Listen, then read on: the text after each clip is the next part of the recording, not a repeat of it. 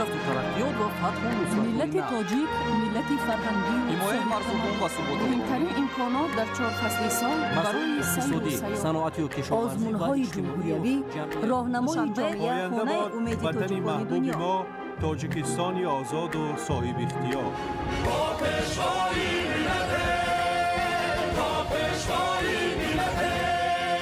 دوست باشید، اتفاق باشید، شکرانه همین دولت کنید، شکرانه همین سرزمین کنید، شکرانه کنید که چنین وطن عزیز و محبوب دارید.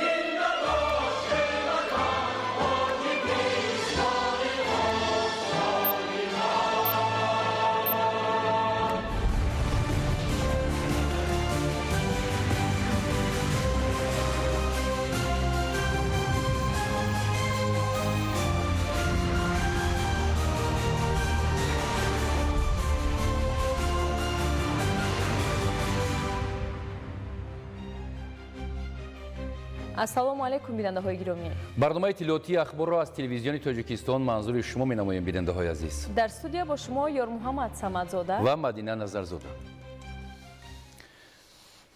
امروز پرزیدنت جمهوری تاجیکستان پیشوای ملت محترم امامعلی رحمان با مقصد شناسایی با وضع زندگی مردم و افتتاح انشاءات تعیینات گوناگون به شهر و ناحیه‌های ولایت ختلان سفر نمودند. سفر کاری راهبر دولت محترم امامعلی رحمان از شهر نورک آغاز یافت. ضمن سفر کاری پیشوای ملت محترم امامعلی رحمان نخست اگریگات رقم 7 نیروگاه برق آبی نورک را به استفاده دادند. همچنین در همین جا پرزیدنت جمهوری تاجیکستان پیشوای ملت محترم امامعلی رحمان 8 انشاءات تعیینات اجتماعی، اقتصادی و صنعتی را به طور فاصله‌ای مورد استفاده قرار دادند. 24 اپریل پرزیدنت جمهوری تاجیکستان پیشوای ملت محترم امامعلی رحمان با مقصد شناسایی با وضع زندگی مردم و افتتاح انشاءات تعیینات گوناگون به شهر و ناحیه‌های ولایت ختلان سفر نمودند. سفر کاری راهبر دولت محترم امامعلی رحمان از شهر نورک آغاز یافت. ضمن سفر کاری پیشوای ملت محترم امامعلی رحمان نخست اگریگات 7 نیروگاه برقی آبی نورک را به استفاده دادند. طور ذکر گردید کارهای ساختمانی و تجدید ماه اکتبر سال 2024 آغاز یافته در مهلت پیش بینی شده با صفت بلند انجام داده شده است. پیمانکار اساسی لایحه شرکت اندریتس گیدرو بوده اجرای کارهای زیرپیمانی را جمعیت سهامی کشوده تاجیک سگیم به عهده داشت. نیروگاه نورک در سالهای 1960 ساختمانش آغاز یافته. گیدرو اگریگات رقم 1 سال 1972 به استفاده داده شده. گیدرو اگریگات آخرین باشد سال 1979 به استفاده داده شده است. در نتیجه سالهای زیاد کار کردن گیدرو اگریگات ها تجهیزات های نیروگاه فرسوده شده. نیاز به تجدید به عمل آمد که با تشبوس اساسگذار صلح و وحدت ملی پیشوای معظم ملت محترم جناب عالی امامعلی رحمان تجدید نیروگاه آغاز گردید. این زمان تا حال 2 گیدرو اگریگات با بواسطه اشتراک محترم جناب عالی امامعلی رحمان به استفاده داده شده است. این زمان گیدرو اگریگات نوبتی سیوم گیدرو اگریگات به واسطه با اشتراک پرزیدنت جمهوری تاجیکستان محترم امامعلی رحمان به استفاده داده شد. گیدرو اگریگات های نو نسبت گیدرو اگریگات های پیشینه بسیار برتری ها دارند. اگر گیدرو اگریگات های پیشینه کهنه اقتدارشون 335 مگاوات بود، این زمان گیدرو اگریگات نو اقتدارش هر یک کدام این با 40 مگاوات زیاد شده، اقتدارش 375 مگاوات میرسد. در دایره این لایحه تجهیزات اساسی گیدرو اگریگات پورا نو کرده شده، تکنولوژی های معاصر جوابگو به طلبات بین المللی جاری گردیدند. این تدبیرها امکان می دهند که کار اگریگات با اعتماد و ثمرناک به راه مانده شده، مهلت استفاده آن برای سالهای زیاد تامین گردد. مبلغ گذاری نوسازی گیدرو اگریگات رقم 7 در دایره همکاری سودمند با شریکان بین المللی عملی گردید. از جمله برای تطبیق این لایحه مهم 34 میلیون یورو در شکل قرض جلب کرده شده، همزمان 9.5 میلیون سومانی از حساب بودجه دولتی روانه گردید. این طرز مبلغ‌گذاری امکانیت فراهم آورد که کارهای نوسازی با استفاده از تکنولوژی‌های معاصر و مطابق با معیارهای بین المللی انجام یافته، ثمره‌ناکی فعالیت نیروگاه به طور نظررس بلند برداشته شود. پس از انجام نوسازی، اقتدار استحصالی گیدرواگرگات افزایش یافت. آن می‌تواند در یک شبانه روز تا 8 میلیون کیلووات ساعت نیروی برق استحصال نماید. امروز با اشتراک پیشوای معظم ملت پرزیدنت کشور محترم امامعلی رحمان گیدرواگرگات هفتم نیروگاه برقی آبی نورک که تجدید و بازسازی شده بود مورد استفاده قرار گرفت. پس از انجام نوسازی اقتدار استحصالی گیدرواگرگات افزایش یافته، آن میتواند در یک شبانه روز تا 8 میلیون کیلووات ساعت نیروی برق استحصال نماید. گیدرواگرگات هفتم از دیگر گیدرواگرگات‌های پیشین با آن فرق می‌کند که تنظیمات و اداره‌کنی تجهیزات‌ها با طور اتوماتیک فعالیت می‌کنند. پس از پورا به انجام رسیدن تجدید گیدرواگرگات‌های نیروگاه، اقتدار عمومی نیروگاه از 3000 مگاوات به 3375 مگاوات زیاد کرده می شود. خاطر از آن گردید که کارهای نوسازی تجهیزات نیروگاه نورک سال 2019 آغاز یافته، تا این وقت 3 اگرگات آن پررا عوض شده است. همچنین تجهیزات زیادی یاری رسان مورد نوسازی قرار گرفته است. در نتیجه نوسازی 3 اگرگات توانایی نیروگاه 260 مگاوات زیاد شد که از اقتدار پوره نیروگاه سنگتوداده بیشتر می باشد. حالا نوسازی اگرگات 4 نیروگاه با مجموع تجهیزات یاری رسانی آن ادامه دارد. در مجموع طبق لایحه نوسازی نیروگاه همه اگرگات های آن با خرج 750 میلیون دلار آمریکایی تا سال 2032 نو کرده می شوند. بعد ختم مکتب میانه سال 2018 طبق کوتای پرزیدنتی دانشگاه تکنیکی تاجیکستان را ختم نموده، از سال 2018 تا این جانب در این نیروگاه بزرگ کار و فعالیت می نمایم. مینداری خود را به جناب عالی می رسانم که به ما جوانان غمخواری های به نهایت زیاد می نماید. من در نیروگاه تعمیرگر برقچی نوبتدار مرکز اداره نمایی نیروگاه می باشم. همچنین با خرج زیاده از 1 میلیارد دلار آمریکایی نوسازی همه نیروگاه های برقی موجوده تاجیکستان نوسازی شده ایستادند که به این واسطه مهلت خدمت آنها 70-80 سال دیگر تمدید می یابد. ضمن شناسایی پیشوای ملت محترم امامعلی رحمان به فعالیت کارمندان و متخصصان ساحه بهای بلند داده، سهم آنها را در پیشرفت انرژتیک کشور مهم ارزیابی نمودند. تاکید گردید که رشد این ساحه یکی از سمت‌های افضلیت‌ناک سیاست دولتی می باشد. همچنین به مسئولین سپارش داده شد که به استفاده ثمره‌ناک تجهیزات نو، نگاهداری با صفت آنها و آماده سازی کادرهای بلند اختصاص توجه جدی ظاهر نمایند. اولو من منادورگی خود را از نام خودم و از نام تمام کالکتیوی شرکتمون و جناب عالی پیشوای معظم ملت میرسانم که ما جوانان را شرایط مهیا نموده است که در این نمود لایحه‌های بزرگی از کار و فعالیت میکنیم. چنانکه که به شما معلوم است در نیروگاه آبی برقی نورک بعدی قسمت فرسوده شدن اگرگات ها یک به یک هر سال تجدید و از نوبت‌سازی شده ایستاده است. توانایی اقتدار پوره‌اش 3000 مگاوات را تشکیل میداد. توانایی پوره گیدرواگرگات به 3375 مگاوات بودن میرسد. من با تمام جوانای جمهوری گفتنیم که باید ما دستگیری جناب عالی را قدر کرده، باید برای آینده ملتمون کار و فعالیت کنیم و آینده خودمون را خودمون بسازیم. با تطبیق چنین لایحه‌های بزرگ، تاجیکستان تدریجاً موقع خود را همچون کشوری دارای امکانات‌های وسیع استحصال نیروی سبز تقویت بخشیده، با تحکیم پایه‌های استقلالیت انرژتیکی کشور مساعدت می‌کند.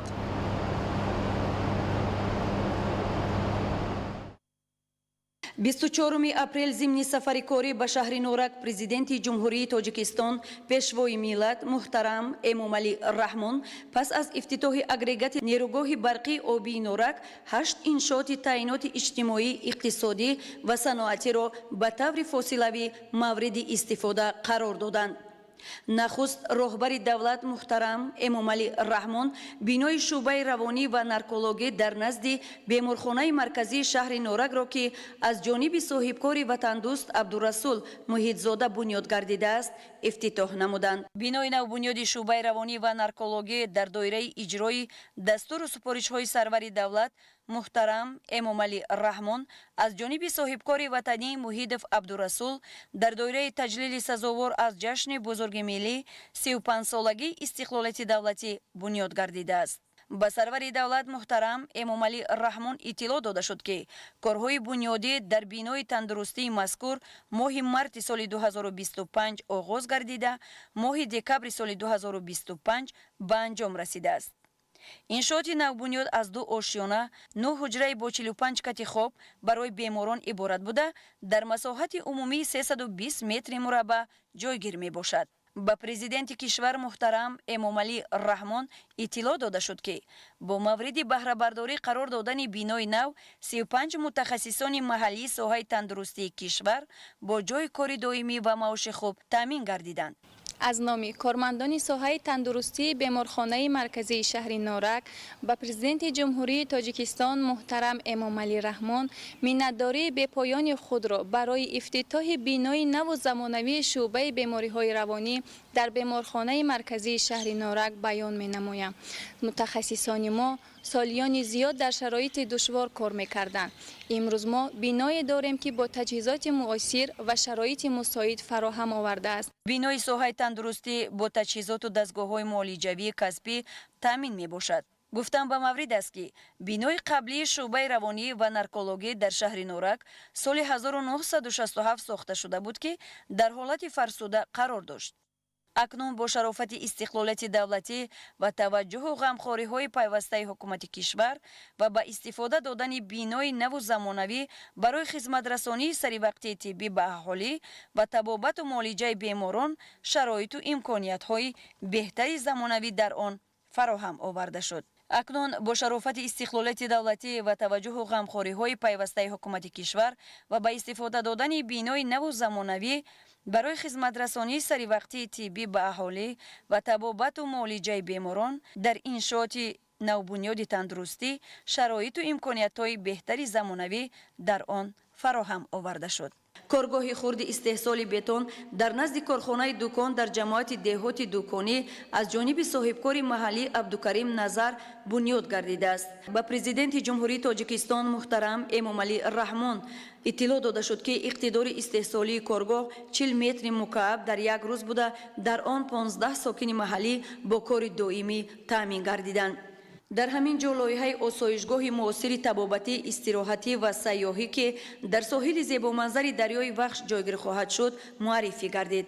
осоишгоҳ барои қабули зиёда аз 100 кас дар як вақт пешбинӣ шуда, дар оянда дар он барои садҳо сокини маҳаллӣ бо ҷойҳои нави корӣ таъсис дода шуда ки сокинони маҳаллӣ соҳиби кор ва маоши хуб хоҳанд шуд.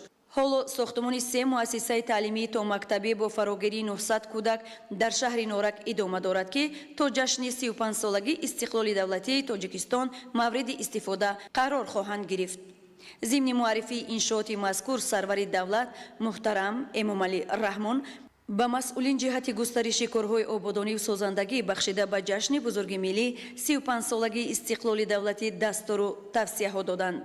24 апрел дар доираи сафари кории худ дар шаҳри Норак президенти ҷумҳурии Тоҷикистон пешвои миллат муҳтарам Эмомалӣ Раҳмон бинои нави танзимгарон, ташхисгоҳ ва мошинсарoi барои таъмини аҳолии шаҳр бо оби тозаи нӯшокӣ ва полизиро бо 40 ҷойи корӣ ба таври фосилавӣ ифтитоҳ намуданд. мақсади лоиҳа барқарорсозии системаи обтаъминкунии шаҳри Норак ва беҳтар гардондани сатҳи хизматрасонӣ ва баланд бардоштани сатҳи экологии ҳудуди шаҳри Норак ба ҳисоб меравад. баъди барқарорсозии системаи обтаъминкунии шаҳри Норак 85% аҳолӣ бо оби тозаи нӯшокӣ таъмин гардиданд ва 15% онҳо тариқи хуҷорӣ таъмин шуданд. лоиҳаи обтаъминкунӣ ва санитарияи шаҳри норак бо ташаббуси ҳукумати ҷумҳурии тоҷикистон ва ҳамкориҳои судманд бо шарикони рушд татбиқ гардидааст. мақсад аз бунёди он дар шаҳри норак барқарорсозии системаҳои обтаъминкунӣ ва обҳои корезӣ, баландбардоштани сифати хизматрасонӣ ва беҳтар гардидани вазъи санитарию экологии ҳудуди шаҳри норак мебошад. то имрӯз дар доираи 12 қарордоди ба имзо расонидашуда қисми зиёди корҳо ба пуррагӣ иҷро гардидааст. дар доираи татбиқи лоиҳаи мазкур нақлиёту механизмҳои махсус ба муассисаи давлатии обҳои нӯшокии шаҳри норак ворид карда шуда, бинои маъмурии муассисаи давлатии обҳои нӯшокӣ ва корезӣ ба пуррагӣ таъмир гардида, утоқҳои кории мутахассисон бо компютер ва дигар таҷҳизотҳои замонавӣ таҷҳизонида шуд. дар заминаи ин ҳамчунин хонаҳои истиқоматии шаҳрвандон бо 4500 адад обченкунакҳо насб ва таъмин гардиданд.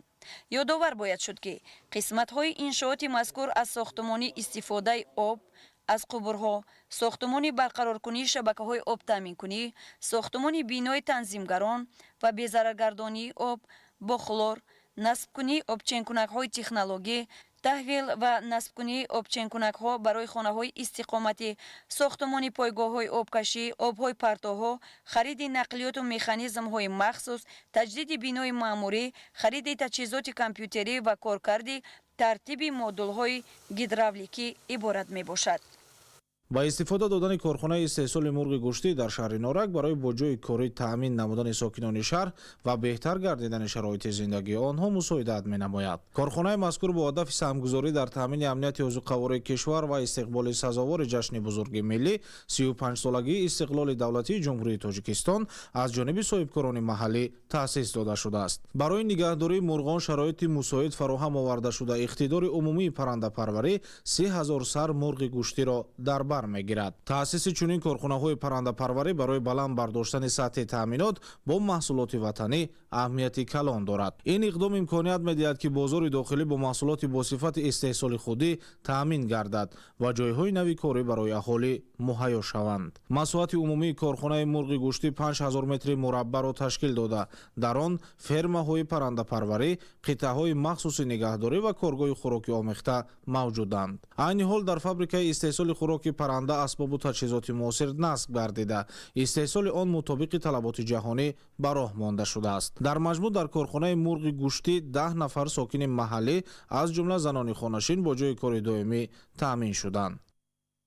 با استفاده داده شدن مؤسسه تحصیلات تا مکتبی استقلال در دهات چلچل شهر نارک به طور فاصلوی دلیل روشن تطبیق با ثمر سیاست اجتماعی دولت در سمت رشد ساحه معارف و فراهم آوردن شرایط مساعد برای تربیت نسل نورس به حساب می رود. این اقدام مهم با استقبال جشن بزرگ ملی 35 سالگی استقلال دولتی جمهوری تاجیکستان عملی گردیده نشانه توجه پیوسته رهبریت عالی کشور به رشد ساحه معارف به خصوص تحصیلات تا مکتبی می باشد. تحصیلات تا مکتبی همچون مرحله ابتدایی تشکل شخصیت و پایه‌گذاری رشد ذهنی، معنوی و اجتماعی کودکان در محور سیاست اجتماعی حکومت جمهوری تاجیکستان قرار دارد. بنیاد کودکستان نو در دهات چلچل که برای 120 کودک پیش بینی گردیده است، امکانیت فراهم می‌آورد که کودکان از سن خردسالی به محیط مساعد تعلیم و تربیت فرا گرفته شده، ملکه‌های ابتدایی فکرانی و معاشرت اجتماعی خود را تشکل دهند. این روند در شرایط معاصر که طلبات به دانش و معرفت پیوسته می‌افزاید،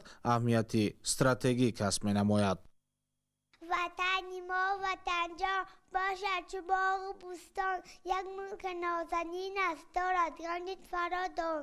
ای پدری مهربان، ای موملی رحمان، همیشه زنده باشن در بالای سر امان. از دیدن شاد هستیم، با تو محبت هستیم، در وقت شاهدی تو از درد و غمخوار هستیم. مؤسسه تحصیلات تا مکتبی استقلال از حجره‌های اساسی تعلیمی، منطقی و عملی عبارت بوده. برای تأمین فعالیت منظم تربیوی با تمام شرایط ضروری تأمین گردیده است. موجودیت آشخانه در مؤسسه امکان می‌دهد که تأمین غذای سالم و مطابق با طلبات سن‌وسالی کودکان به راه مانده شود که این عامل مهم در حفظ سلامتی و رشد جسمانی آنها به حساب می‌رود. با مورد بهره برداری قرار گرفتن کودکستان نو 15 نفر ساکنان محلی با جای کاری доимӣ таъмин гардида нақша аст ки дар оянда боз 5 нафари дигар низ бо ҷои кор таъмин карда шаванд. ин нишондиҳанда дар баробари баланд бардоштани сатҳи хизматрасонии таълимӣ ба беҳтар гардидани вазъи иҷтимоӣ ва иқтисодии аҳолии маҳаллӣ низ мусоидат менамояд. ҷалби мутахассисони соҳиб таҷриба ба фаъолияти таълимӣ аз ҷумла омӯзгорони дорои таҷриба дар самти омӯзиши нутқ, мусиқӣ ва забонҳои хориҷӣ имконият медиҳад ки кӯдакон аз синни хурдсолӣ ба омӯзиши фанҳои муҳим фаро гирифта шаванд ва қобилиятҳои эҷодии онҳо рушд ёбанд. Преврати цветущий рай, и таджикам мир принес, честь их до небес вознес, знает каждый, это он, сын таджиков, гордость наша, лидер нации, и он наш, Эмомали Рахмон, Таджикистан мой край родной, люблю тебя, мой рай земной, живи, свети из года в год, пусть будет счастлив твой народ. با استفاده دادن مؤسسه تحصیلات تومکتبی استقلال در دهات چلچل شهر نارک، ادامه منطقی تطبیق سیاست حکومت جمهوری تاجیکستان در سمت رشد اینفراساختار اجتماعی و تامین دسترسی کودکان به تحصیلات با صفت تومکتبی می باشد. این اقدام همچون تحفه ارزنده به ساکنان دهات در عرفه جشن بزرگ ملی 35 سالگی استقلال دولتی جمهوری تاجیکستان ارزیابی گردیده. بازگویی سیاست انسان پرورانه حکومت کشور در راه تربیت نسل سالم، دانشمند و وطن دوست به شمار می رود. президенти ҷумҳурии тоҷикистон пешвои миллат муҳтарам Эмомали Раҳмон зимни бозӣ дар шаҳри Норак ба таври фосилавӣ майдончаи футболи хурдро дар шафати варзишгоҳи марказии шаҳр расман ба истифода доданд. дар заминаи варзишгоҳи марказии шаҳри Норак боз як майдончаи муосири варзишӣ бунёд ва мавриди истифода қарор гирифт. ин иншооти солимгардонӣ дар масоҳати 2000 метри мураббаъ сохта шудааст. قابل ذکر است که پرزیدنت جمهوری تاجیکستان محترم امامعلی رحمان ضمن سفر کاریشان به شهر نارک سنه 30 آگوست سال 2024 دستور داده بودند که در شفت ورزشگاه مرکزی ساختمان میدانچه معاصر به نقشه گرفته شود. میدان فوتبال خرد با صفت بلند بنیاد گردیده برای ورزشکاران و جوانان شهر پیش بینی شده است. این میدان با آمادگی فوتبال، تربیت فوتبالبازان آینده، تأسیس دسته‌های کودکانه و ترغیب طرز حیات سالم در شهر نارک مساعدت نموده به شبه به مکان دوست داشته نسل نورست تبدیل خواهد یافت. ساخته با استفاده دادن چنین میدانچه‌های ورزشی بار دیگر شهادت از آن می‌دهد که رهبریت عالی مملکت نسبت به نسل جوان و نورست مخصوصاً ورزشکاران توجه خاص دارند. جوانان شهر نارک را می‌باید جواباً به این غمخوری‌ها تمام سعی و تلاش خود را پیش از همه به دانش آموزی بعداً به رشد ساحه ورزش روانه سازند و کوشش نمایند که در کوتاه‌ترین مدت پرچم تاجیکستان عزیز را در عرصه بین‌المللی مخصوصاً در سمت ورزش بلند بردارند. زیاده از 450 نفر ورزشکاران دارند که تنها در رشته فوتبال مشق و تمرین می‌گیرند که آنها نیز از همین میدانچه‌ها بیشتر استفاده می‌برند، یعنی همون درس‌های خود را در همین میدانچه‌ها می‌گذرانند. کارهای ساختمانی از جانب مؤسسه دولتی دیرکسیای ساختمانی انشاءات‌های دولتی نزد حکومت جمهوری تاجیکستان انجام داده شده است. میدان مذکور با سبزه صنعی مجهز بوده امکان می‌دهد که دسته‌های فوتبال در تمام فصل سال با تمرین و بازی مشغول شوند. جوانان و ورزشکاران شهر نارک جواباً به این غمخوری‌های پیشوای معظم ملت کوشش می‌نمایند که تاجیکستان را به عرصه جهانی بردارند و پرچمبردار ملت خود باشند.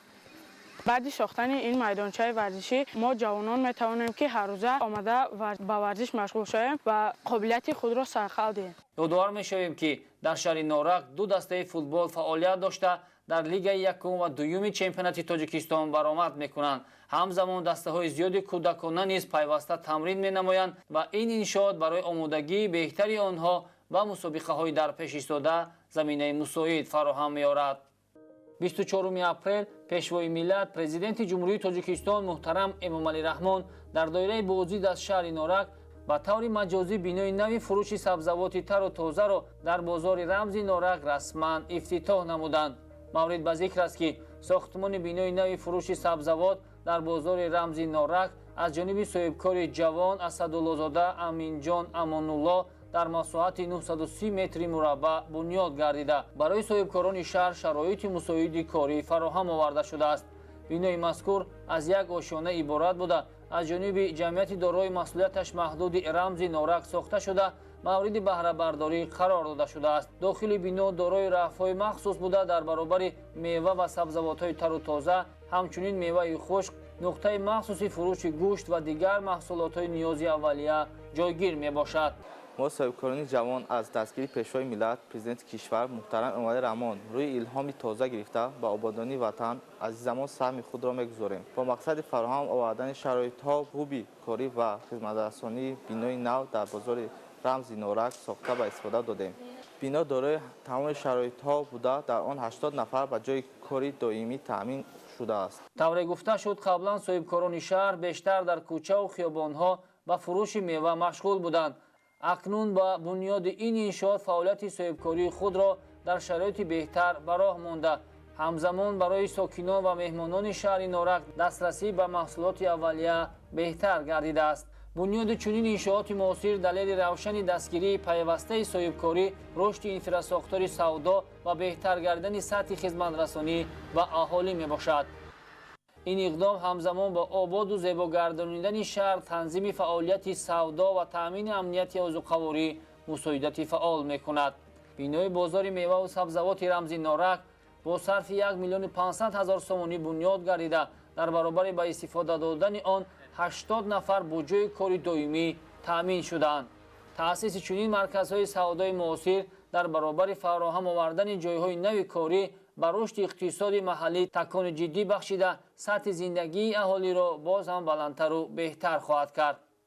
бозори фурӯши сабзавот ва мева ки боло пӯшида мебошад, имкон медиҳад ки соҳибкорон дар 4 фасли сол фаъолияти худро ба роҳ монда, маҳсулоти худро бо сифат нигоҳдорӣ намуда ба ниёзмандон пешниҳод намоянд. иншооти мазкур ҳамчун намунаи ташаббуси созанда ва саҳми арзандаи бахши хусусӣ дар пешрафти иқтисодиёти миллӣ арзёбӣ мегардад. миннатдории худро ба пешвои миллат муҳтарам эмомалӣ раҳмон мерасонам ки чунин шароитҳои хуб ба мо муҳайё сохтааст. мо соҳибкорзанҳо дар ин бозори нави замонавӣ хуб фаъолият дорем. шароитҳои бозори шаҳри норак ҳамаш муҳайё ҳаст. пеш аз ҳам шукрони ҳами давлат, ҳами сарзамин, шукрони ҷаноби олӣ пешвои миллат ки бо мо ҳами хел соҳибкорои нағз, ҳами хел бозори бо ҳашамат тайёр кардан барои дастгирӣ соҳибкоро аз бо ягон камбудӣ нест дар байни мо. бунёди бинои нави фурӯши сабзавот дар бозори рамзи норак як тӯҳфаи хуб ба сокинон, меҳмонон ва ҳамзамон соҳибкорони шаҳри норак дар арафаи таҷдид аз ҷашни 35-солагии истиқлолияти давлатии ҷумҳурии Тоҷикистон арзёбӣ карда шуд. 24 апрел президенти ҷумҳурии Тоҷикистон пешвои миллат муҳтарам Эмомалӣ Раҳмон зимни сафари корӣ ба шаҳру ноҳияҳои вилояти Хатлон дар шаҳри Норак бинои маъмурии шуъбаи агентии суғуртаи иҷтимоӣ ва нафақаро ба таври фосилавӣ мавриди баҳрабардорӣ қарор доданд. бинои мазкур бо мақсади сазовор истиқбол гирифтани ҷашни 35-солагии истиқлоли давлатии ҷумҳурии Тоҷикистон бунёд гардида дар масоҳати 160 метри мураббаъ сохта шудааст. корҳои сохтмонӣ аз соли 2023 оғоз ёфта дар муҳлати муқарраршуда бо сифати баланд ба анҷом расонида шудааст. дар ҷараёни сохтмони бино 15 сокини маҳаллӣ ба ҷои кори муваққатӣ ҷалб гардида, бо ба истифода додани он 11 кас ба ҷои кори доимӣ таъмин гардиданд. фармоишгар ва пудратчии сохтмони бинои мазкур агентии суғуртаи иҷтимоӣ ва нафақаи назди ҳукумати ҷумҳурии Тоҷикистон ба ҳисоб меравад. иншоот аз 2 ошёна иборат буда, бо тамоми шароити зарурии хизматрасонӣ таъмин гардидааст. ошёнаи якум аз 2 ҳуҷраи корӣ, равзаи ягона барои қабули шаҳрвандон, толори интизорӣ, таххона бо ҳуҷраи кории бойгонӣ таркиб ёфтааст. дар ошёнаи дуюм бошад 4 утоқи корӣ, қабулгоҳ ва дигар ҳуҷраҳои хизматрасонӣ ҷойгир карда шуданд. муҳити корӣ дар бинои мазкур мутобиқ ба талаботи замони муосир ташкил шуда, имконият медиҳад ки ба сокинон хизматрасонии босифат ва саривақтӣ пешниҳод гардад. ифтитоҳи чунин биноҳо далели равшани таваҷҷӯҳи хосаи давлату ҳукумат ба беҳтар намудани сатҳи зиндагии мардум, махсусан қишри ниёзманди ҷомеа ба ҳисоб меравад. соҳаи суғуртаи иҷтимоӣ ва нафақа яке аз бахшҳои калидии сиёсати иҷтимоии кишвар буда, ҳадафи асосии он таъмини ҳифзи иҷтимоии шаҳрвандон, бахусус пиронсолон, маъюбон ва дигар гурӯҳҳои осебпазир мебошад. از این لحاظ فراهم آوردن شرایط مساعد برای فعالیت کارمندان و خدمترسانی با صفت به اهالی از سمت‌های افضلیتناک سیاست دولتی محسوب می‌یابد. قابل ذکر است که سیاست اجتماعی حکومت جمهوری تاجیکستان تحت رهبری پیشوای ملت محترم امامعلی رحمان همیشه به دستگیری طبقه‌های گوناگون اهالی روانه گردیده. با تطبیق برنامه‌های دولتی و اصلاحات پیوسته این سمت سال از سال رشد می‌یابد. بلند برداشتن اندازه نفقه‌ها، جاری نمودن نظام معاصر خدمترسانی و رقمی کنانی ساحه از جمله تدبیرهایی میباشند که برای بهبودی زندگی شهروندان عملی میگردند. در مجموع مورد استفاده قرار گرفتن بینای نوی مأموری شعبه اگنتی سقوط اجتماعی و نفقه در شهر نارک یک قدم مهم برای تحکیم حفظ اجتماعی اهالی و نشان دهنده غمخواری پیوسته دولت و حکومت نسبت به مردم میباشد. 24 اپریل پرزیدنت جمهوری تاجیکستان پیشوای ملت محترم امامعلی رحمان ضمن سفر کاری به شهر و ناحیه‌های ولایت ختلان در شهر نارک بینای مؤسسه تحصیلات تا مکتبی برای 60 کودک در دهه چشمه یک را به طور فاصلوی مورد استفاده قرار دادند. ساختمان انشاءات ماه اکتبر سال 2025 آغاز گردیده در مهلت معین شده با صفت بلند به انجام رسانیده شد. در جریان کارهای ساختمان 30 کس با جای کار موقتی تأمین شده.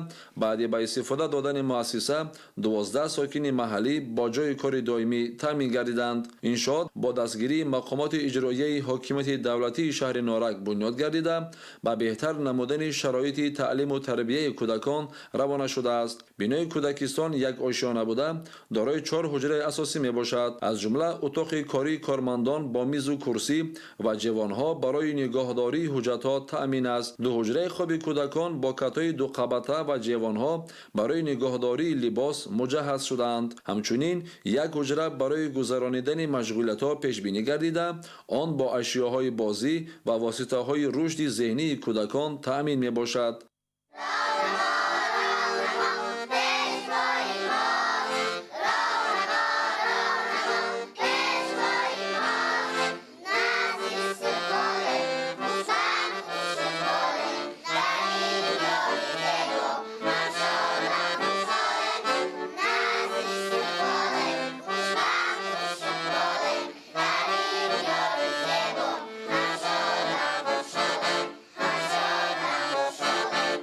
آشخانه مؤسسه نیز یک آشیانه بوده برای 60 جای نشست پیش بینی گردیده است. آن با میز و کرسی و تجهیزات ضروری تکنیکی تامین گردیده برای آماده و پیشنهاد غذای با صفت شرایط موافق فراهم می آورد. در کودکستان مذکور روند تعلیم با 3 زبان تاجیکی، روسی و انگلیسی براه مانده شده است که بر رشد زباندانی و جهانبینی کودکان مساعدت می کند. صحن بینای مؤسسه بتونپوش و حدودش پنجره بندی گردیده برای امنیت کودکان و فراهم آوردن محیط مساعد بازی و فراغت شرایط ضروری مهیا کرده شده است. در دیوارهای بنا برای جلب دقت کودکان تصویرهای قهرمانهای فیلمهای تصویری و منظره‌های زیبا انعکاس و برای فراغت و بازی کودکان 3 عدد ارغنچک‌ها نصب کرده شده.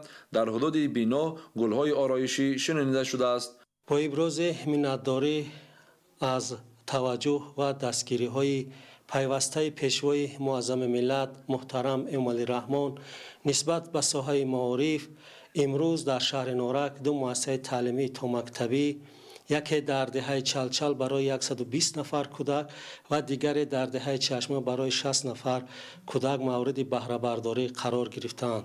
در زیر سیاست معارف پرورانه سرور دولت محترم امامعلی رحمان امروز ساحه معارف رشد کرده آن مقام کلیدی را در جامعه کسب کرده است. هدف از تأسیس و افتتاح چنین بناها این پیش از همه فراهم آوردن محیط سالم و مساعد برای رشد ذهنی و جسمانی کودکان است. باوری داریم که چنین اقدام‌ها برای بلند برداشتن سطح معرفت‌ناکی نسل نورست زمینه استوار خواهند گذاشت. افتتاح چنین مؤسسه با بلند برداشتن سطح فراگیری کودکان با تحصیلات تا مکتبی و بهتر گردیدن شرایط اجتماعی در محل مساعدت می نماید.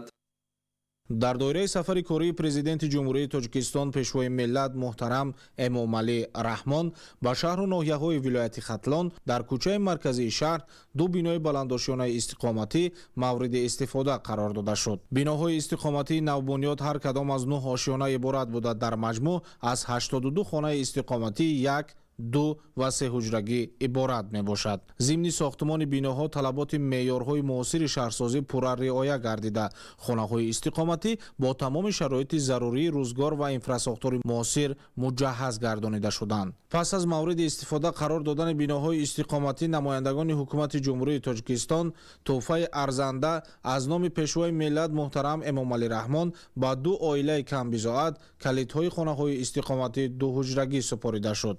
таъкид гардид ки ғамхориҳои пайвастаи роҳбари давлат муҳтарам эмомалӣ раҳмон нисбат ба сокинони кишвар, махсусан оилаҳои камбизоат, пайваста тақвият ёфта. чунин иқдомҳо намунаи равшани сиёсати иҷтимоии ҳукумати ҷумҳурии тоҷикистон ба ҳисоб меравад. ман хурсанд ҳастам ки дар тоҷикистони ободи зебои худамон зиндагӣ мекунам. ман миннатдор ҳастам. ҳазорон бор шукргузор ҳастам ки падари меҳрубон чун президент тоҷикистон эмомалӣ раҳмон дорам ки ҳамин хел дастгирии шумо ман миннатдор ҳастам ки маро соҳиби хонудар кардаед.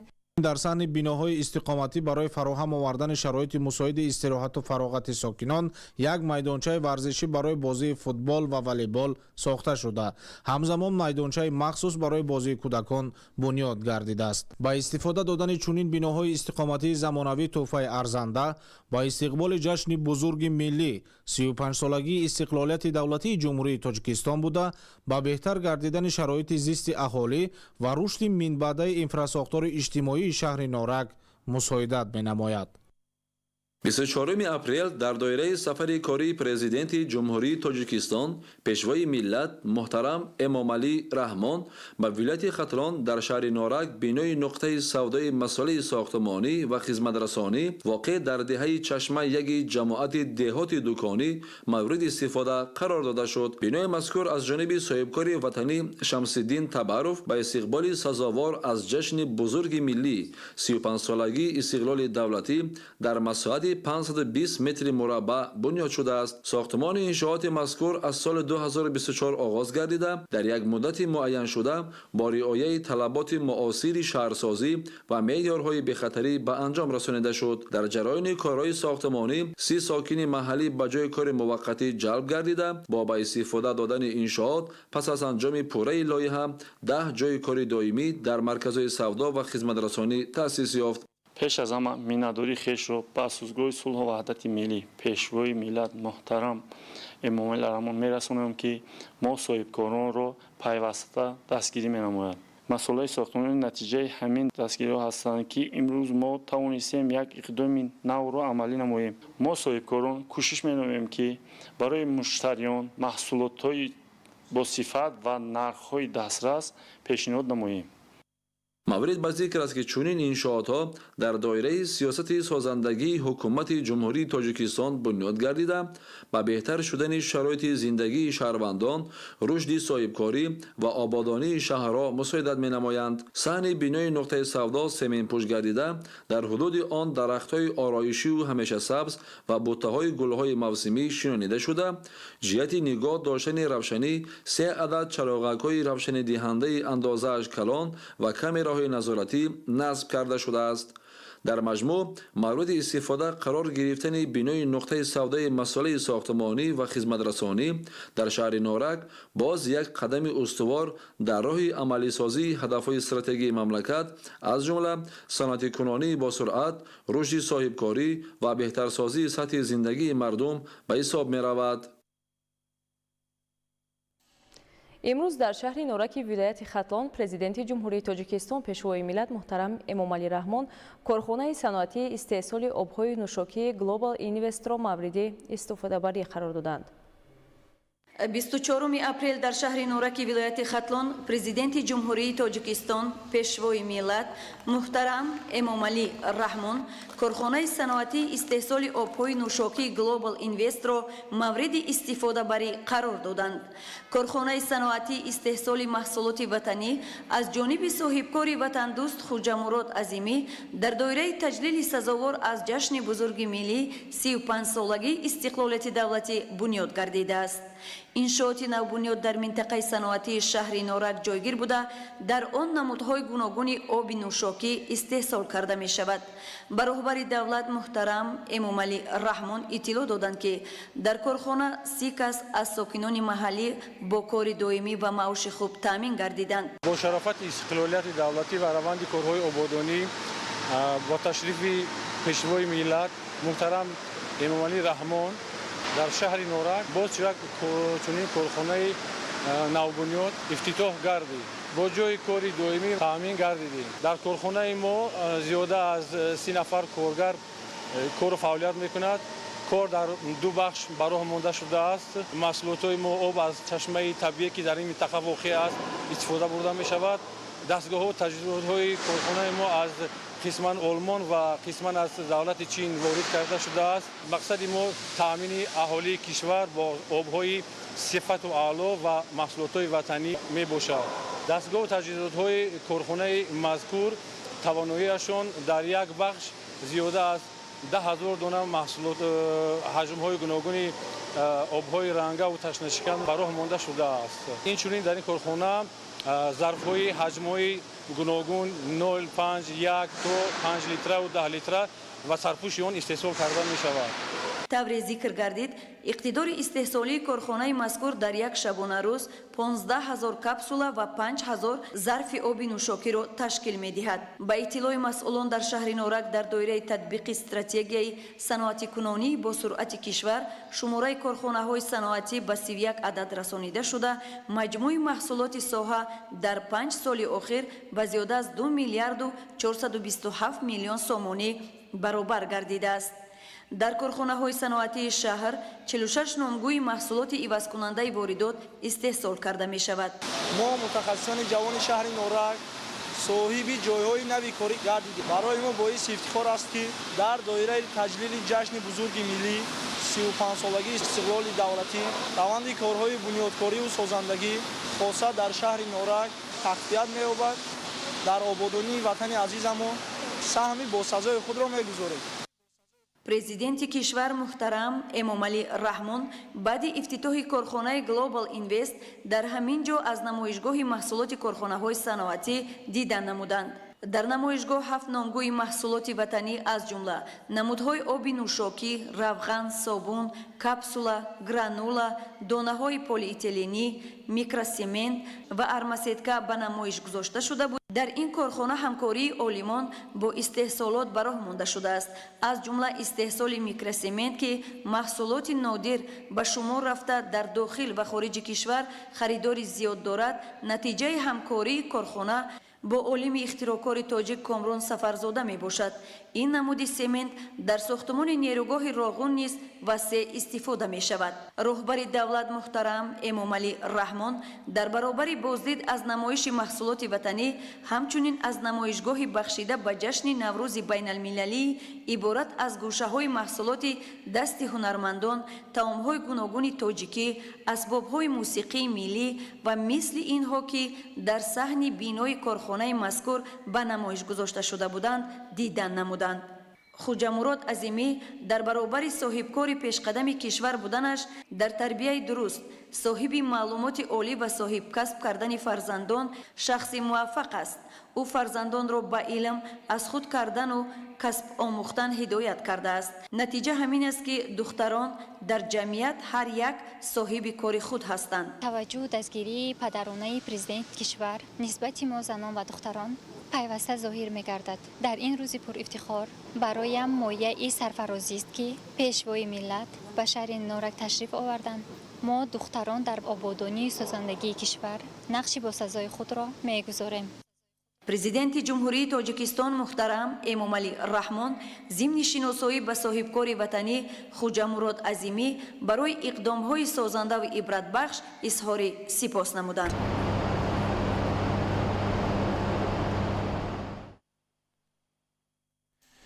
имрӯз президенти ҷумҳурии тоҷикистон пешвои миллат муҳтарам эмомалӣ раҳмон пас аз ифтитоҳи корхонаи тоҷик глобал инвест ба фаъолияти хатҳои истеҳсоли панҷараҳои оҳанин оғоз бахшиданд.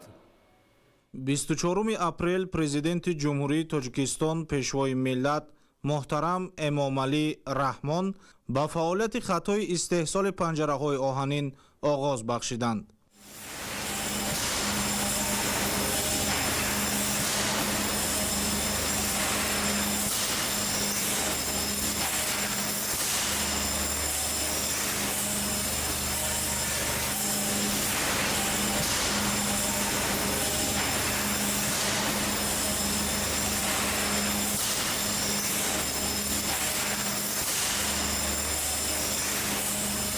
коргоҳи истеҳсоли панҷараҳои оҳанин дар заминаи ҷамъияти саҳомии пӯшидаи заводи таҷрибавӣ механикии шаҳри норак бунёд ёфт.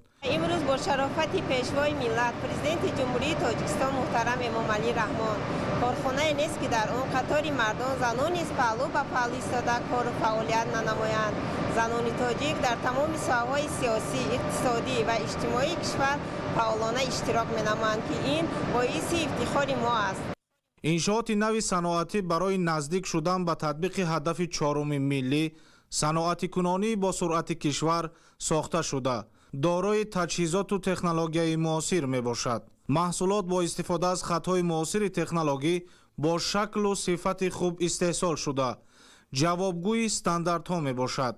дар раванди боздид ба пешвои миллат муҳтарам эмомалӣ раҳмон иттилоъ доданд ки маҳсулоти корхона аслан барои мустаҳкамгардонии хати сарҳад пешбинӣ шуда насби осон ва истифодаи тӯлонии он кафолат дода мешавад.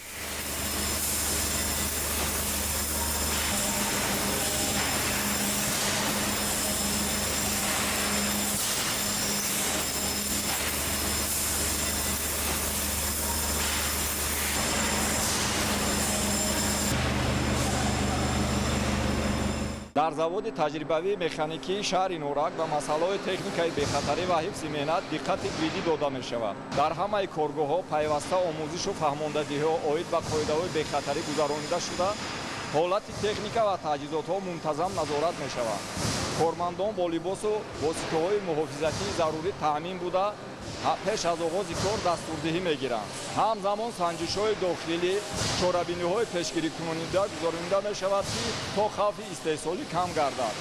ин табдилҳо имкон медиҳад ки муҳити корӣ бехатар нигоҳ дошта шуда ва ҳолати коргоҳҳо босифат ва бемамоният идома ёбад. тавлиди чунин навъҳои маҳсулот ки дар заминаи дастгирии ҳукумати кишвар аз бахши хусусӣ ба роҳ монда шудааст ҳаҷми зарурати воридотро коҳиш дода аҳамияти муҳими иқтисодӣ дорад. тибқи нишондоди лоиҳавӣ корхона метавонад дар як шабонарӯз 1500 ва дар як сол зиёда аз 180 000 дона панҷараи оҳанӣ истеҳсол намояд.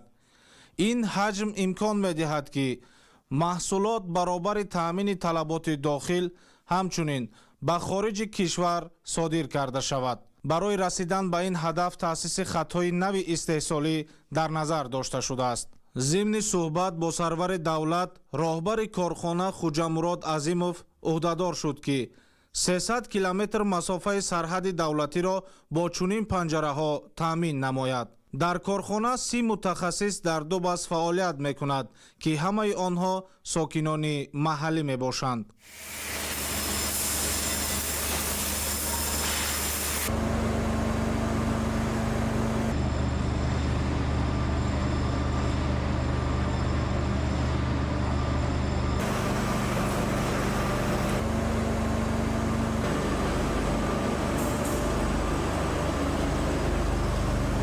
زنان و بانوان شهر نورک миннатдории худро ба пешвои миллат муҳтарам эмомалӣ раҳмон мерасонем ки соҳибкорони ватаниро дастгирӣ мекунанд ва чунин корхонаҳои саноатиро ба истифода медиҳанд. ман дар ҳамин маҳалла зиндагӣ мекунам ва мо дар ҳамин ҷо ба маоши хуб ва ҷои кори доимӣ таъмин шудаем. иттилоъ дода шуд ки дар ин корхона бо насби ҳисоби панелҳои офтобӣ 1.5 мегаватт нерӯи барқ истеҳсол мегардад ва насби онҳо барои 1.5 мегаватти дигар идома дорад. бо ин иқтидорҳо корхона талаботи худро бо нерӯи барқ пурра таъмин менамояд. сарвари давлат муҳтарам эмомалӣ раҳмон зимни шиносоӣ бо фаъолияти хатти нави истеҳсолӣ ба масъулин ҷиҳати истифодаи самараноки иқтидорҳои мавҷуда, баланд бардоштани сифати маҳсулот, афзоиши ҳаҷми истеҳсолот ва ҷалби бештари мутахассисони ватанӣ дастуру тавсияҳо доданд.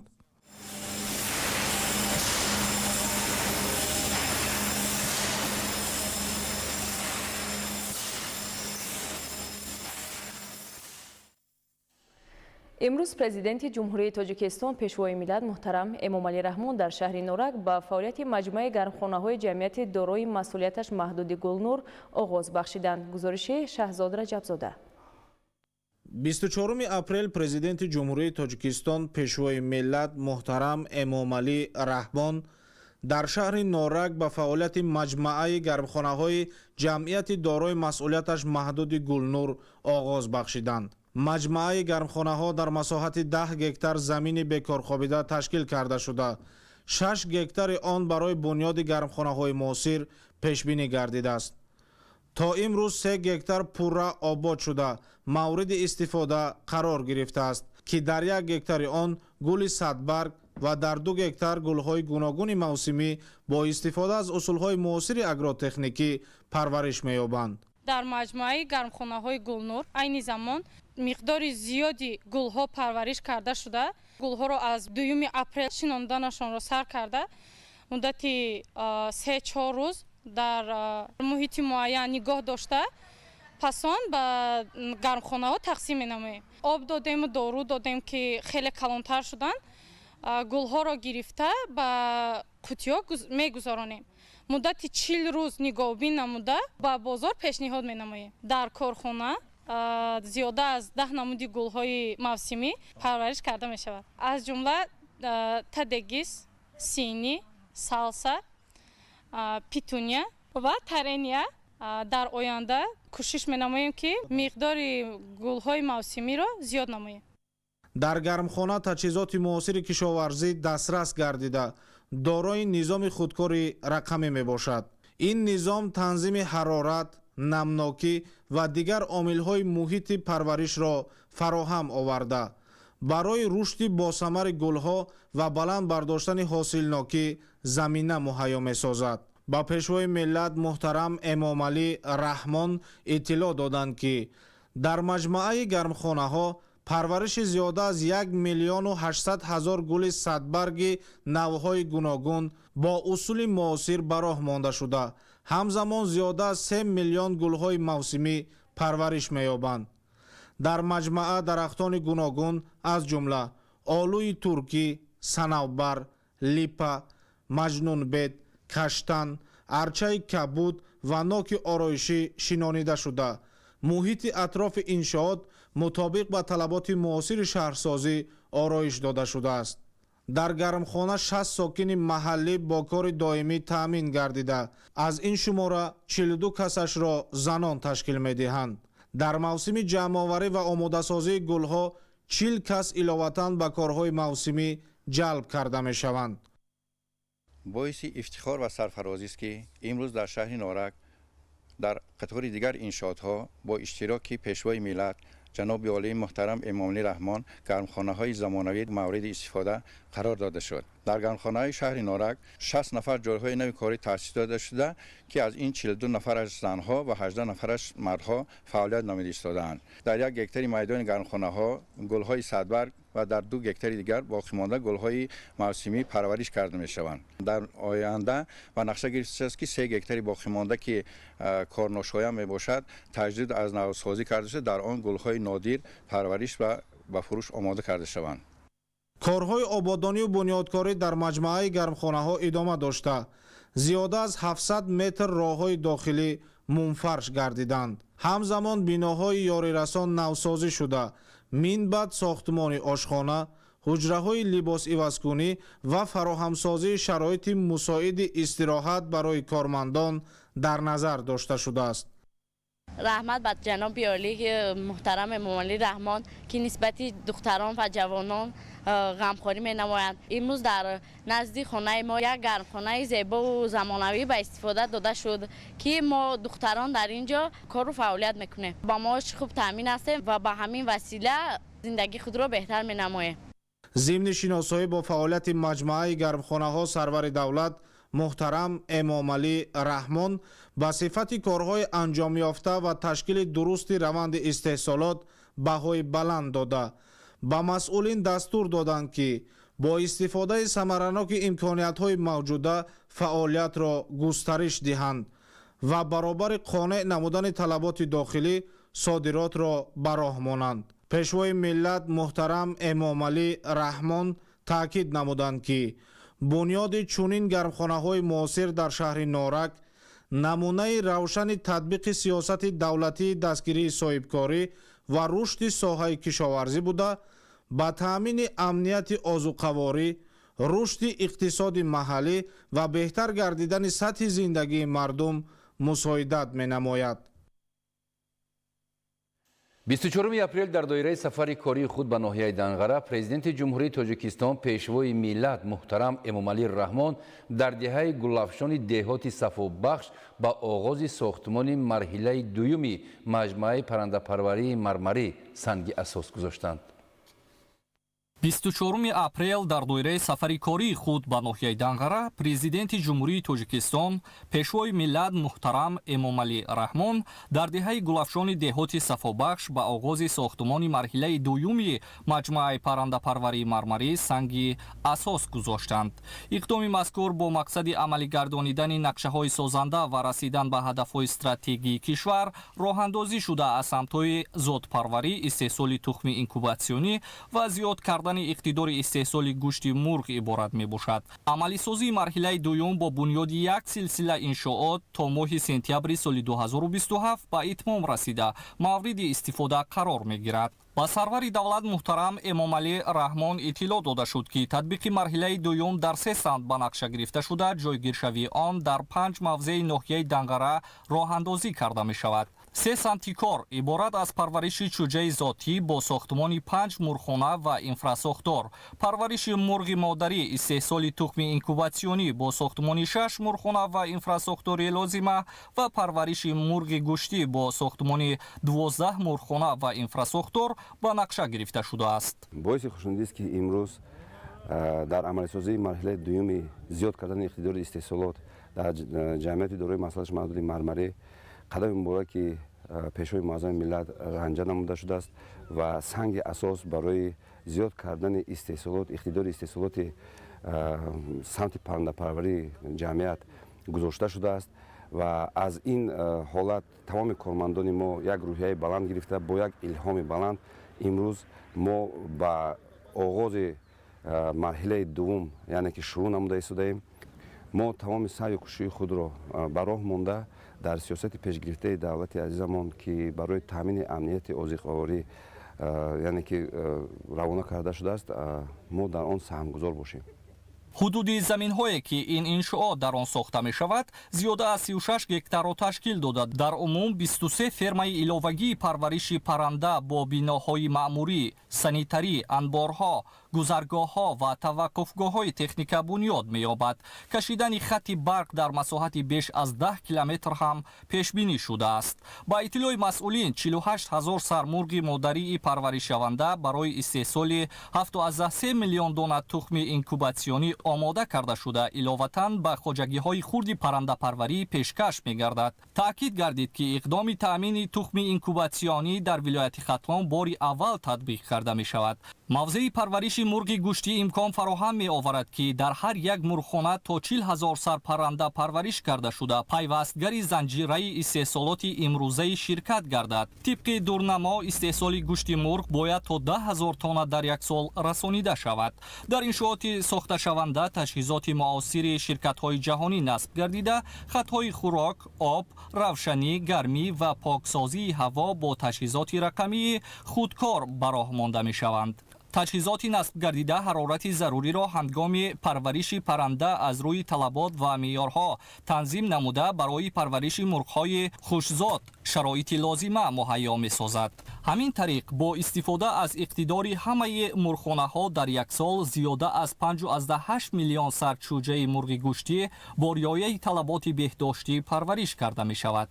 инфраструктури ҳудуди мурғхона бо хати барқ ва хати об таъмин гардида роҳҳои он мутобиқ ба стандартҳои пешбинишуда мунфарш карда мешаванд. ҷиҳати амалӣ гардонидани сиёсати пешгирифтаи ҳукумати кишвар оид ба истифодаи сарфакоронаи нерӯи барқ, ҷамъият тасмим гирифтааст ки марҳила ба марҳила дар ҳар мавзеъ барои эҳтиёҷоти худ панелҳои офтобӣ насб намояд. ҷиҳати мунтазам фаъолият намудани мурғхона зиёда аз 47 техника ва механизмҳои махсус истифода хоҳад шуд. дар марҳилаи дуюми маҷмӯаи паррандапарварии мармарӣ зиёда аз 200 ҷойи кори доимӣ таъсис хоҳад ёфт. дар ин ҷода маҷмӯа тасмим гирифтааст ки дар заминаи имкониятҳои мавҷудаи амалӣ ҷиҳати омодасозии кадрҳои баландихтисоси соҳа ба хусус дар самти чорводорӣ, паррандапарварӣ, растанипарварӣ, механизатору бойтор, технолог ва мутахассисони дигар академияи мармариро дар ҳамбастагӣ бо муассисаҳои таҳсилоти олии кишвар ва марказҳои омӯзиши аврупо таъсис диҳад. бояд гуфт ки пештар мо ба муҳоҷирати меҳнатӣ сафар мекардем.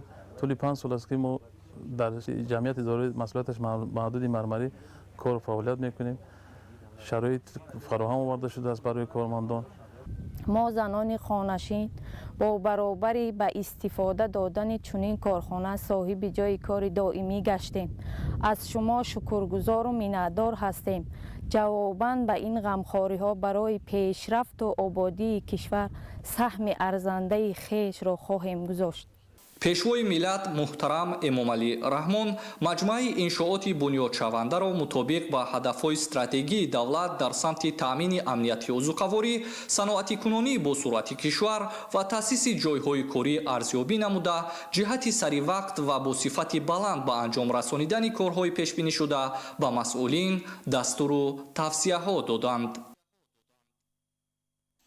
24 апрел дар дораи сафари корӣ ба ноҳияи Данғара президенти ҷумҳурии Тоҷикистон пешвои миллат муҳтарам Эмомалӣ Раҳмон ба хотири идомаи татбиқи ҳадафҳои стратегӣ дар самти рушди босуръати соҳаи саноати кишвар ба фаъолияти марҳилаи дуюми корхонаи муштараки муосир оғози расмӣ бахшиданд.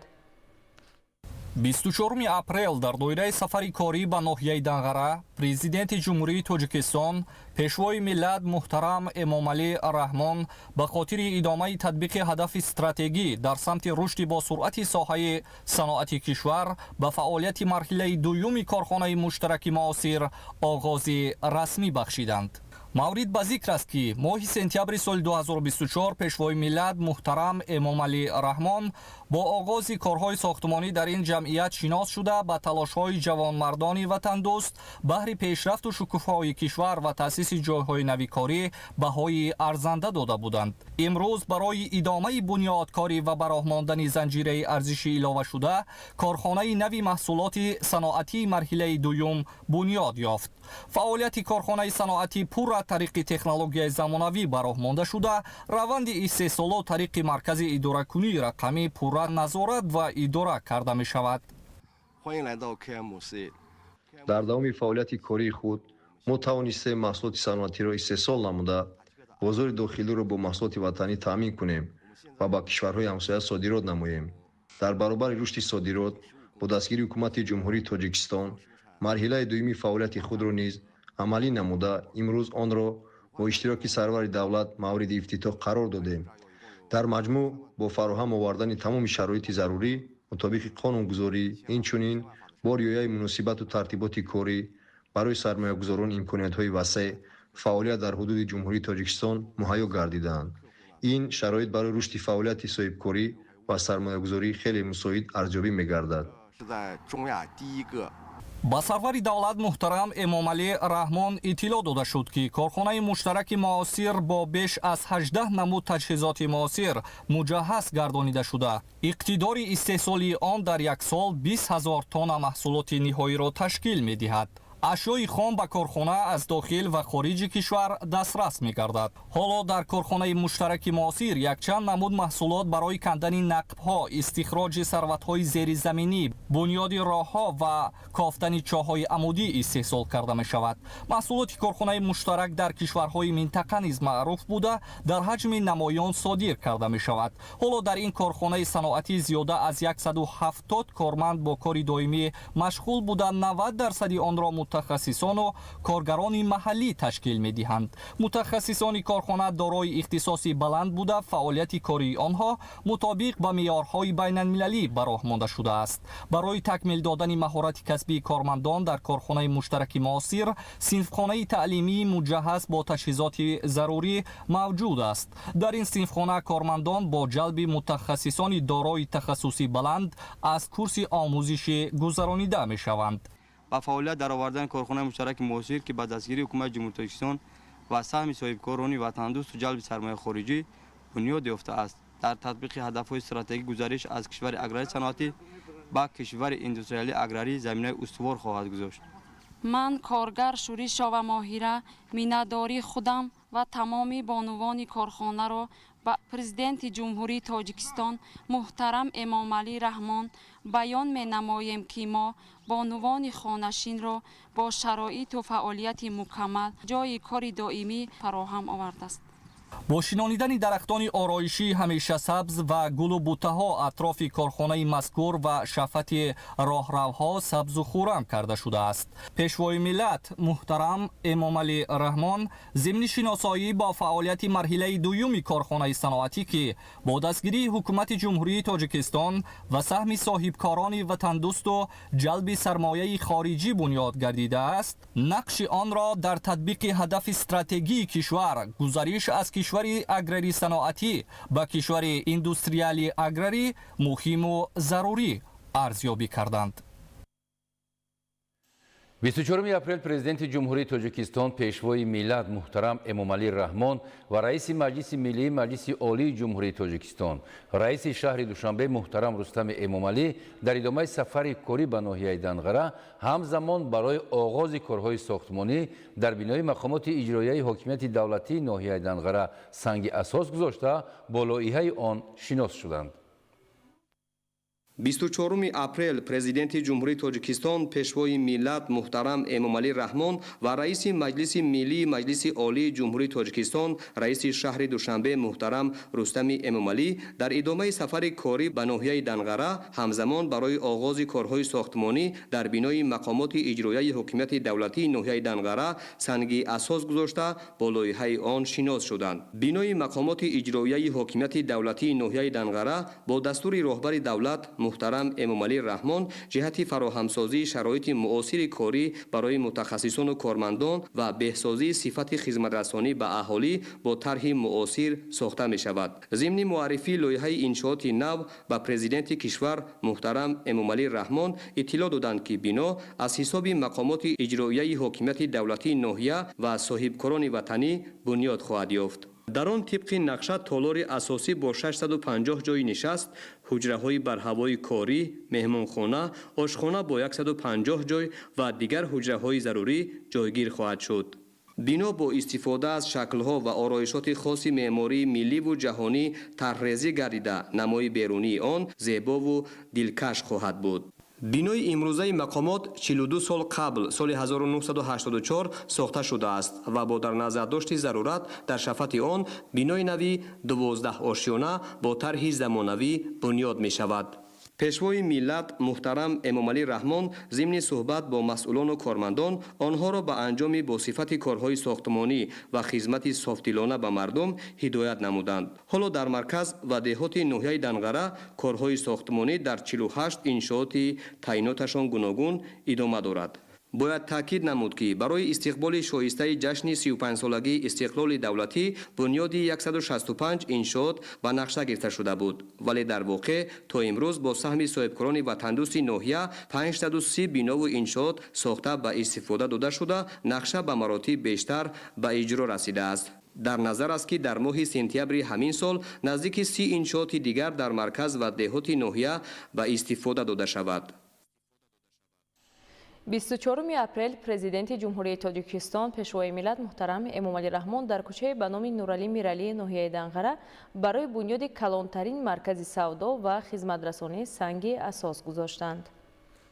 24 апрел президенти ҷумҳурии тоҷикистон пешвои миллат муҳтарам Эмомалӣ Раҳмон дар кӯчаи ба номи Нуралӣ Миралии ноҳияи Данғара барои бунёди калонтарин маркази савдо ва хизматрасонӣ санги асос гузоштанд. зимни муаррифии лоиҳаи нав ба пешвои миллат муҳтарам Эмомалӣ Раҳмон иттилоъ дода шуд ки маркази савдо ва хизматрасонӣ дар маркази ноҳия ба таври муосир ва бо сифати баланди меъморӣ сохта шуда, дар он 200 кас бо кори доимӣ таъмин хоҳад шуд. طبق لایحه бино аз 4 ошیона و تهخانه عبارت بوده. در آن مرکزهای فروش محصولات نیاز مردم، سر و لباس گوناگون، طربخانه، قهوه‌خانه، کینوتئاتر، مرکزهای دلخوشی برای کودکان و نقطه‌های دیگر خدمت‌رسانی بنیاد می‌شود و برای ساکنان و مهمانان شرایط خوب کاری و خدمت‌رسانی فراهم می‌گردد. لایحه مذکور از 4 ошиона و توقفگاه نقلیاتی عبارت بوده. مساحت عمومی قطعه زمین 0.194 گکتار را تشکیل می‌دهد و مساحت خود بنا باشد 9294 متر مربع را تشکیل می‌دهد. همه مصالح ساختمانی که برای بنیاد این انشاءات استفاده برده می شود از بازار داخلی و با صفت اعلی دسترس می گردد. شرکت ما کوشش می نماید که این انشاءات را با صفت اعلی به انجام رساند. بنیاد انشاءات مذکور ادامه تطبیق سیاست حکومت جمهوری بخصوص کوشش و تلاش‌های به واسطه پیشوای معظم ملت پرزیدنت جمهوری تاجیکستان محترم امامعلی رحمان محسوب یافته بهر پیشرفت نیکو احوالی مردم روانه کرده شده است.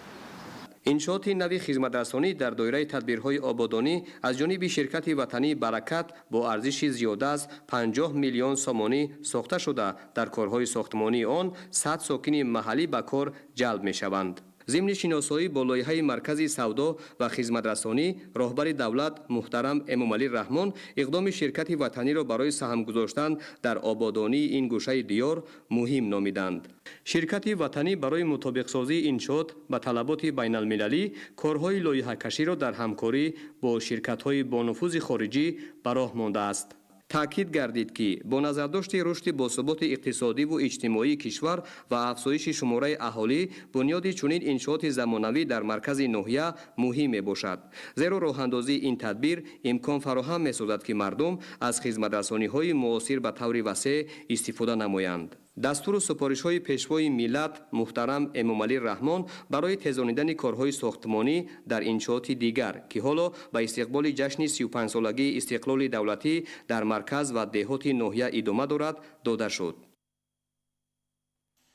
امروز در شهر دوشنبه واخوری سوم کاتبان شورای امنیت دولت‌های آسیای مرکزی برگزار گردید که در دایره آن راه‌های اساسی تحکیم همکاری‌ها محاکمه گردید. نوروزشاه عزیزالله و بهادر استم گزارش می‌دهند. واخوری سوم کاتبان شورای امنیت دولت‌های آسیای مرکزی در شهر دوشنبه برگزار گردید. کاتب شورای امنیت جمهوری تاجیکستان تحکیم رابطه بین کشورهای آسیای مرکزی را از سیاست سازنده سرانی دولت‌ها ارزیابی کرده، تحکیم آن را به منفعت همه کشورها معنی داد نمود. در دایره این تدبیر مهم همکاری در ساحه امنیت منطقه‌های نزد سرحدی در آسیای مرکزی، مبارزه با تروریسم، اکستریمیسم، جنایتکاری متشکل فراملی از جمله گردش غیرقانونی مواد مخدر و تهدیدهای کیبری بررسی شدند. تقویت مناسبت‌های شریکی در ساحه نقلیات و امنیت وضوقواری به منفعت جانب‌ها دانسته شد. هماهنگی فعالیت و گسترش رابطه‌ها در سمت تکنولوژی‌های نوی رقمی و اینفراستراکچور مورد بررسی قرار گرفت. همچنین در دایره واخوری سوم کاتبان شورای امنیت دولت‌های آسیای مرکزی تشبس‌های بین‌المللی جمهوری تاجیکستان در سمت رشد و تطبیق ذهن صنعی و امنیت کیبری معرفی گردید. از روی نتیجه‌های واخوری پروتکل داخلدار به امضا رسانیده شد. در شهر استانه جمهوری قزاقستان در دایره همایش منطقوی اکولوژی و جلسه شورای سران دولت‌های مؤسس فوند بین المللی نجات ارال تحت عنوان دید مشترک برای آینده استوار جشنواره بین المللی استنا اکوفیلم 2026 برگزار گردیده. همچون منبر مهم معرفی فیلم‌های اکولوژی و گسترش همکاری‌های منطقوی در سمت حفظ محیط زیست ارزیابی گردید. گزارش همکاران ما در این خصوص. در دوره همایش منطقوی اکولوژی و جلسه شورای سران دولت‌های مؤسس فوند بین المللی نجات ارال که در شهر استانه جمهوری قزاقستان برگزار گردید، جمهوری تاجیکستان امکانیت‌ها و دستاوردهای خود را در سمت‌های فرهنگی، اکولوژی و انرژتیکی به طور وسیع معرفی نمود. این چاره‌بینی که اهمیت بزرگ بین المللی دارد، کشورهای منطقه و شریکان رشد را گرد یک میز جمع آورد تا مسائل‌های مهمی وابسته به حفظ محیط زیست، تغییریابی اقلیم و استفاده عاقلانه ذخیره‌های طبیعی را بررسی نمایند. در چنین فضای همکاری تاجیکستان با برنامه مکمل و مضمونناک اشتراک کرده توجه مهمانان را به امکانات‌های فراخ خود جلب نمود. در بخش فرهنگی مهمانان با میراث غنی تاریخی و سنت‌های ملی تاجیکان آشنا گردیدند. نمایش هنرهای مردمی، لباس‌های ملی، موسیقی و رسم و آیین‌های قدیمی بازگوی تمدن کهن و فرهنگ بلندپایه تاجیکان بود. این معرفی نه تنها جهت شناسایی فرهنگی اهمیت داشت، بلکه همچون وسیله تحکیم رابطه‌های دوستی و همدیگرفهمی بین خلق‌ها نیز ارزیابی گردید. کوشش نمودیم که همه نمودهای هنرهای مردمی که در تاجیکستان خیلی معلوم هستند با تماشای بینندگان گذاریم. بیشتر ما از اون محصولات‌های اکولوژی تازه که ارمغان‌ها اجرا کرده میشن کوشش کردیم که اینها رو به نمایش گذاریم. این چنین بغیر از هنرهای مردمی البته اون محصولات‌های اکولوژی تازه خوراکواری نیز با معرض تماشا گذاشته شده‌اند. در سمت اکولوژی تاجیکستان موقع خود را همچون کشور دارای ذخیره‌های فراوان آب و تشبثکاری مسائل‌های جهانی آب و اقلیم معرفی نمود. تاکید گردید که تاجیکستان از کشورهای پیشرفت در پیشبرد روزنامه بین المللی آب میباشد و تشبث‌های آن از جمله مربوط به 10 ساله بین المللی آب در سطح جهانی اعتراف شدند. همزمان مسائل‌های مربوط به حفظ پیریخ‌ها، استفاده استوار ذخیره‌های آب و مبارزه با عاقبت‌های تغییریابی اقلیم نیز در مرکز توجه قرار گرفت. در بخش انرژتیکی امکانات‌های بزرگ تاجیکستان در ساحه گیدروانرژتیک به نمایش گذاشته شدند. تاجیکستان دارای ذخیره‌های بزرگ استحصال نیروی برقی از جهت اکولوژی تازه بوده، می‌تواند در تامین امنیت انرژتیکی منطقه نقش کلیدی بازد، گفته شد در تدبیر امروزه. لایحه‌های بزرگ انرژتیکی از جمله ساختمان نیروگاه‌های برق آبی نمونه روشن تلاش‌های کشور در سمت رشد انرژی سبز می‌باشند. Вообще очень красивые выставки, все очень вкусно, все очень красиво, эффектно. Благодарим, что вы приехали к нам, чтобы показать всю эту вашу красоту. Очень интересно было узнать Таджикистан, познакомиться с культурой Таджикистана. Сегодня на этой выставке я открыла для себя прям сближенный Таджикистан. Очень мне все нравится, вот этот ваш восточный колорит, столько у вас всего. Теперь вот есть стимул поехать к вам в Таджикистан, посетить город, увидеть Душанбе. در مجموع اشتراک و معرفی جمهوری تاجیکستان در این همایش سطح بلند بازگوی آن است که کشور در سمت پیشبرد سیاست اکولوژی، رشد انرژی سبز و حفظ میراث فرهنگی موقع استوار دارد. در دوره این همایش مهم اینچنین برنامه‌های گوناگون فرهنگی از جمله نمایش فیلم‌ها و معرفی لباس‌های ملی که از جانب طراحان تاجیک تهیه گردیدند برگزار شدند. فیلم‌های پیشنهاد شده طبیعت نوتکرار، تاریخ غنی و دستاوردهای معاصر تاجیکستان را انعکاس نموده به تماشابینان توجه عمیق و خاطرمان می‌بخشند. یکی از فیلم‌های برجسته شاه قله‌ها میباشد که آن را کارگردان جوان و حرفه‌ای عثمان یوسفوف تهیه نموده است. این فیلم در جشنواره بین المللی استنا اکو فیلم 2026 همچون بهترین فیلم اعتراف گردیده سزاوار جایزه عالی شد. این دستاورد نظر است نه تنها موفقیت یک ایجادکار بلکه مایه افتخار تمام سینمای ملی و فرهنگ تاجیکستان محسوب می‌یابد. فیلم با مضمون عمیق اکولوژی، تصویر نوتکرار منظره‌های طبیعت و پیام مهم حفظ محیط زیست توانسته است که دقت وسیع تماشابینان را به خود جلب نماید. همزمان نمایش لباس‌های طراحان تاجیک تدبیر دیگر بود که با آمیزش عنعنه‌های ملی و اسلوب معاصر آماده گردیده زیبایی و گوناگون رنگی فرهنگ ملی را تجسم می‌کنند و برای جلب توجه مهمانان خارجی زمینه مساعد فراهم می‌آورند.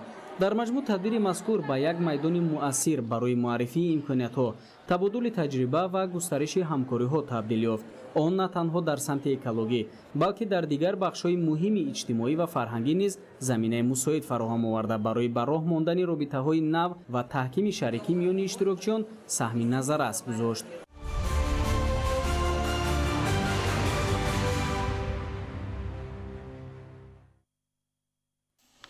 бинандаҳои гиромӣ, ин буд нашри муфассали барномаи иттилоотии ахбор. бароятон беҳтарин хушиҳои зиндагиро таманно дорем. саломат бошед.